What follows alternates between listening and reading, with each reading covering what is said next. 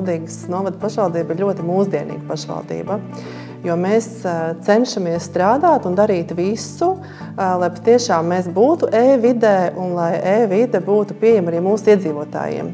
E-pakalpojumu sadaļa mūsu mājaslapā ir ļoti mūsdienīga, un jebkurš iedzīvotājs var praktiski visus iesniegumus, kas vajadzīgi pašvaldībai, izdariet elektroniskā vidē. Un īpaši es varu uzteikt Kuldīgas biblioteku, kura ļoti aktīvi strādā un piedāvā dažādu veidu pakalpojumus gan iedzīvotājiem, gan senioriem, īpašas apmācības, kā vispār strādāt un apieties ar datoriem. Pirmā lieta, kur mēs visvairāk izmantojam, tas ir koģenerācijas stacijā, kas ir pilnībā automatizēta.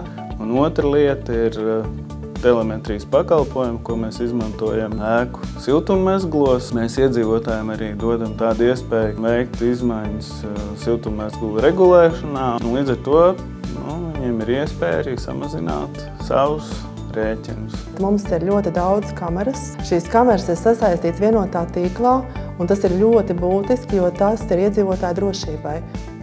Mūsu skolu delegācija šobrīd ir Londonā, kur iepazīstās ar jaunākiem risinājumiem IT vidē, un mēs gribam, lai arī mūsu skolas ir mūsdienīgas.